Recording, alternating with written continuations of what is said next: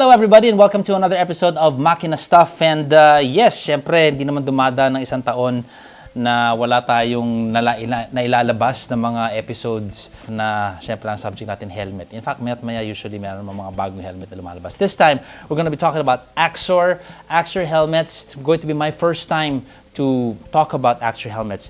Axor Helmets, I'm quite familiar with them. They are made in India. Ngayon, meron tayong healthy respect for Indian-made brands, Indian-made helmets actually, and even mga apparels nila. I've seen some of the up-and-coming brands sa EICMA. Dumadalaw ako doon and you can see a lot of people from that region making excellent leather jackets, excellent gloves, protective gear, and of course helmets. The last time I was in India to feature a helmet, it was for SMK. Isa rin napakasikat na helmet brand and medyo may nga factor yung SMK.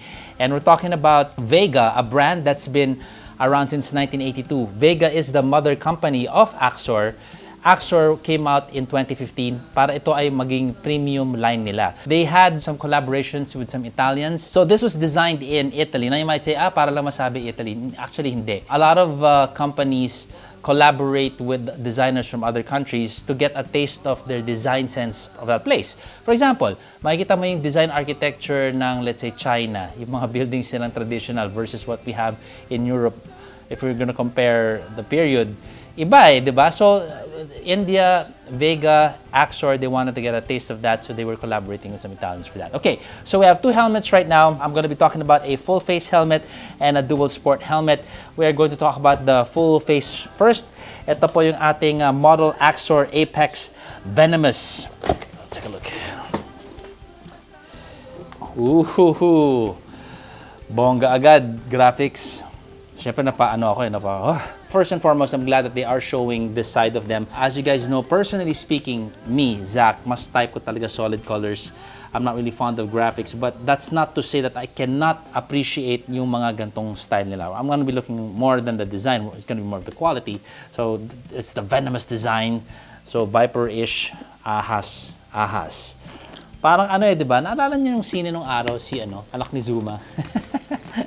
Anyway, let's talk about the specs. The Axor Apex full face helmet, dual visor po siya. Homologation natin is ECE. Certified po to DOT FMVSS number 218 R22.06. Yung helmet safety standard nun, approved po siya. ICC and ISI certified. Testing includes energy attenuation, penetration resistance, surface projection, rigidity test, tensile test, all of that. It was tested under 4 different conditions: hot, cold, submerging, and ambient. Let me just talk to you about these tests. I've witnessed this firsthand twice. Isa sa pabrika ng LS2, isa sa pabrika ng SMK, and I'm pretty sure when you're talking about an Indian-born helmet, yung facilities nila is gonna be way up there. Medyo solid din yung mga testing na yan. And before you import helmets na mga ganito, usually yung mga DOT natin, meron tayong representatives sa Pinas na dumadala dun sa factory nila para i-check kung ginagawa talaga nila to. Minsan surprise visit. So, may competence din naman yung gobyerno natin to making sure that these are legit. So, that's why it's nice to get into a brand na alam mong ganito kalaki yung backing. Kasi hindi yan basta-basta makakalusot na pinasok sa Pilipinas na hindi natin alam ano nangyari. Kung tinest ba talaga yan. Kasi ulo natin pinag-uusapan di ba? So, I'm interested curious to see what their factory is. Maybe one day I can visit the Axor factory and check out what they're all about, especially with a brand that's been around since 1982. So in terms of certification, I'm pretty much confident pag sinabi mong galing India and Axor and Vega, they did what they said they did. So ventilation, we have a couple here on the top, sa taas ng mata ni Zuma. Dapat yung mga local versions of the Zuma helmet. We have a mouthpiece ventilation here as well. Sa likod, we have 2 holes here and I can assume dito sumisingaw yung ating hangin coming from here. So again, importante sa helmet ay may singaw siya, may labasan ng init na naiipon sa ulo natin sa loob ng helmet para sumingaw at tutulak din yan pag tayo umaandar. Air is going to be pushed out. Meron din tayong integrated spoiler, very fashionable. We've seen this, I think the past 5 years, marami-rami mga lumalabas na uso din yung napakahaba, yung mga putot. An integrated spoiler ang ginawa nila dito. Still modern, still very updated with what's going on in the world. So when we say dual visor, sa loob meron din tayong additional sun protection. Pag masyado masilaw, di mo na kailangan magsuot pa ng shades. Meron na siyang built-in na ganyan. Although, caveat naman, and it's pretty much accepted, ang kompromiso sa ganyan, bumibigat ng konti. Our weight for this, for a large, we are looking at 106.50 grams plus minus 50. So, depende sa size mo, depende sa nabili mong shell. So, it's more on the average considering it's a dual visor. So, right now, we are going to be talking about the dual sport adventure helmet. This is now the Axor X-Cross. Actually, mahaba yung product naman niya. DVFLG KGR/E. Okay, so take a look. Packaging, I say, is more attractive for this helmet. Even the sock, I like. Malinis, parang sobrang bango yung helmet. Pag binuksan mo, pag galing sa puting sock, diba? Alam mo yung bagong amoy? That new smell. Holy cow, it's my favorite color, gray! Ito ang gusto kong gamitin. Alam mo, dapat yung giveaway natin dalawa. Mukhang isa muna. Arbor muna to. It just reminds me of that new book smell, that new whatever smell ng National Bookstore nung magpapasok ka na. Ito yung amoy eh. Okay, so design-wise, pretty nice. And the graphics are not screaming, not loud. It's just right. When I'm looking at it, it just makes sense to me. X-Cross helmet by Axor. I like this helmet a lot. It's actually even lighter than the full-face helmet. We are at 1,600. The other one was at 1,650. So pareho silang large. 15960. Tama-tama. I think I have a ride coming up. Sakto, boss. Okay. Very nice. I think I'm an XL though. Sakit ko kasi pag masyadong tumatagal ang helmet na ganun kasikip. Luluwag naman siya, pero I'm more of an XL. So, looks like we're gonna give this away too!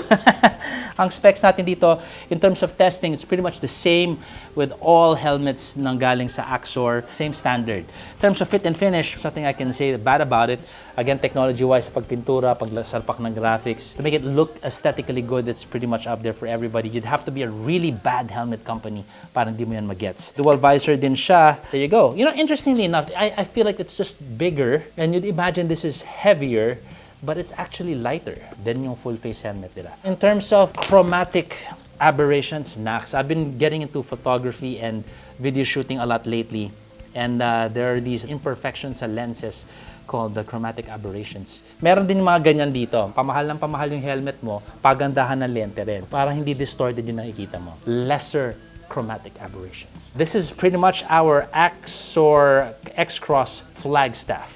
Very, very nice helmet. Okay, let me just put this in display right here. And this one goes right here. Dahil hindi kasha ito, I'm gonna be giving away these two helmets. These are brand new. Plus another two. You can claim all of these helmets pag ikaw ay manalo sa Makina Moto Bazaar and Test Ride Consortium happening this weekend already, October 18 and 19 dyan sa Bridgetown destination in Pasig. So how to win? Very easy. Kung parokyano ka ng Makina, you have to just simply like and share this video with the hashtags Axor Helmets and Makina Moto Bazaar and Test Ride Consortium October 18 and 19 Bridgetown Destination Pasig. Like and share nyo with those hashtags, paki-screenshot, tapos pakilagay sa comments below at tayo ay mag-up down, choosy-woozy. On top of that, yung kanilang social media pages, paki-like and follow na rin yon at paki-message na rin sila. You have to give them your contact number and your ID name. Yung pangalan nyo lang na nandun sa ID. Para pag kayo ay nanalo at clean name na ito, they can just check their messenger to verify that ikaw ay totoong tao at ikaw ay talagang sumali at napanood mo itong legit, right? Of course, you have to be in the booth to claim your prize. We will be announcing the winners before the event happens. So, again, 4 helmets from Axor is going to be given away. Good luck sa inyo lahat. I will see you in the Makina Moto Bazaar up to 80% off. And bibigyan ko kayo ng tip. Mga iba dyan kasi, mga merchants, babanat yan ng sale bandang mga Sunday na. Yung mga natitirang stocks nila, gusto nila lang i-let go and they will drop the price on Sunday. That's telling you medyo Saturday, medyo makunat pa yan sa tawaran. Pero pagdating ng Sunday, bibigyan yan. Yung problema nga lang, baka yung gusto nyong stock nakuha na noong Sabado. Ganun lang naman yun eh. So you guys gotta figure it out. And then we also have a Test Ride Consortium, so that's gonna be fun. Alright, so this is Zach for another episode of Makina Stuff. Thank you so much for watching. See you guys this weekend. Ciao.